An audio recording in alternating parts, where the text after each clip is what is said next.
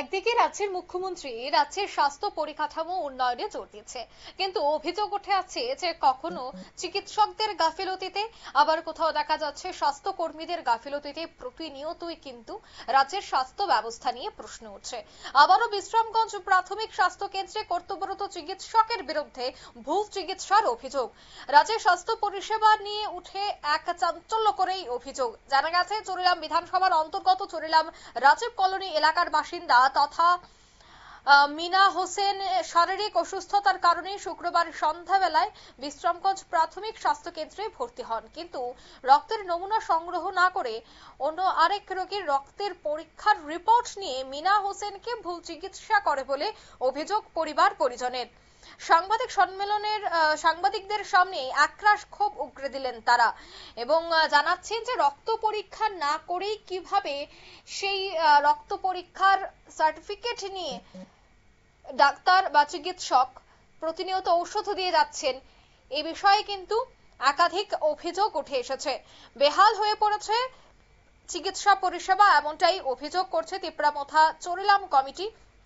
বিশ্রামগঞ্জ প্রাথমিক স্বাস্থ্য কেন্দ্রের এ ধরনের বেহাল চিকিৎসা পরিষেবা নিয়ে কে উঠে আসছে বিস্তারিত শোনাচ্ছি। চুরিলাম তিপ্রামথার আড়ালিয়া পার্টি অফিসে অবস্থান করছি।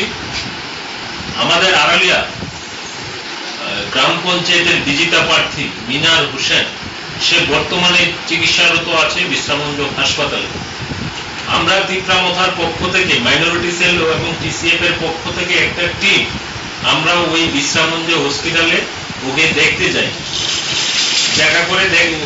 দেখা করে আমরা হসপিটালের যে ডক্টর ম্যাডাম পূজা ম্যাডাম ওনার সাথে কথা বলে আমরা জানতে পারি যে মিনার হোসেন নামে যে আমাদের কর্মী আছে ওর নাকি টাইফয়েড হয়েছে। তারপর আমরা যখন মিনারকে জিজ্ঞাসা করলাম, আসলে কি তোমার কি টাইফয়েড, তোমার কি কোনো সিমটোমেটিক কিছু আছে? সে বলল যে আমার তো কোনো ব্লাড টেস্টই হয়নি, তাহলে আমার কিভাবে টাইফয়েড ধরা হলো। তো রাজ্য প্রশাসনের নিকট আমরা দৃষ্টি আকর্ষণ করছি, বর্তমান স্বাস্থ্য অবস্থায় খুব কেয়ারলেস ভাবে চলছে। আপনারা বিনীতভাবে আপনাদের কাছে প্রার্থনা করি যে স্বাস্থ্য ব্যবস্থাটা একটু দেখার জন্য। নমস্কার। আপনারা শুনলেন তাদের এই অভিযোগ। তিপ্রামথা চুরিলাম কমিটির পক্ষ থেকে বিষয়টা নিয়ে একটি সাংবাদিক সম্মেলন করেন এবং তারা বিশ্রামগঞ্জ প্রাথমিক স্বাস্থ্য কেন্দ্রের যে চিকিৎসা পরিষেবা, সেই পরিষেবার বিভিন্ন বিষয় নিয়ে তারা কথা বলেন এবং খুব দ্রুত যেন এর দিকে নজর দেয় স্বাস্থ্য দপ্তর, সে দাবিও কিন্তু তারা তুলেন। নিয়ে নিচ্ছে ছোট্ট একটি বিজ্ঞাপন বিরতি, সঙ্গে থাকুন।